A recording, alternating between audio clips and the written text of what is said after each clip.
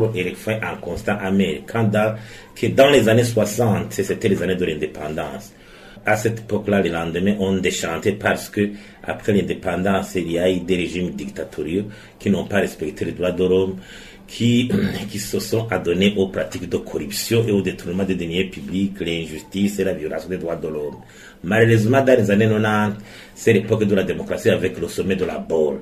Mais là aussi, on voit que les mêmes pratiques, les mêmes éléments réapparaissent de plus belle. Même aujourd'hui, on voit que les histoires de coups d'État commencent à se généraliser en Afrique. Parce qu'on constate que même au Burundi, après l'indépendance, il y a eu des dictatures, des droits de l'homme, injustice, corruption. Même aujourd'hui, on se lamente, les lamentations sont nombreuses par rapport à la situation de pauvreté, de la corruption, de l'injustice, de la violation des droits de l'homme. Alors on se demande si vraiment la démocratie a apporté de la valeur ajoutée dans ce pays. Et parce qu'on constate ce qui suit, il n'y aura pas de retombée de dividendes de la démocratie dans ce pays si le comportement des partis politiques reste ce qu'il est aujourd'hui.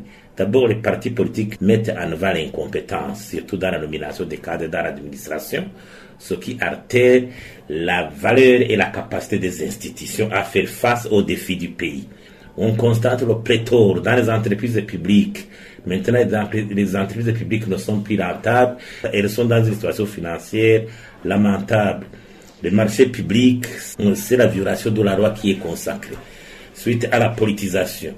La gestion minière, c'est un problème. La gestion minière, c'est un problème. Il y a l'opacité dans la gestion minière suite à une mainmise des partis politiques au pouvoir.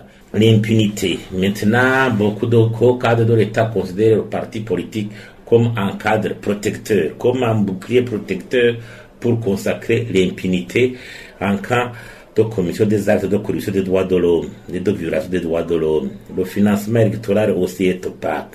La cohésion sociale est mise à l'épreuve suite à l'intolérance politique et mise en avant par certains membres du parti politique au pouvoir. Le parti politique au pouvoir est certains cas de s'ingérer dans les affaires de l'administration, ce qui fait que maintenant, il y a un problème au niveau de la gestion administrative.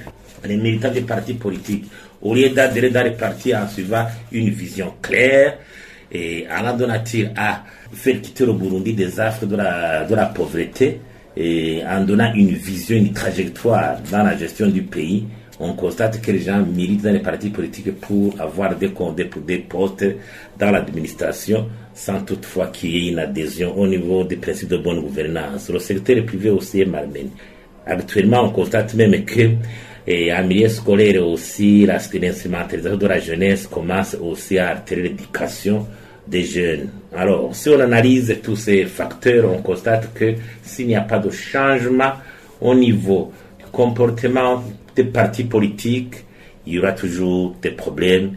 Le pays ne pourra pas embrasser le chemin du développement comme on le souhaite avec la vision 2040.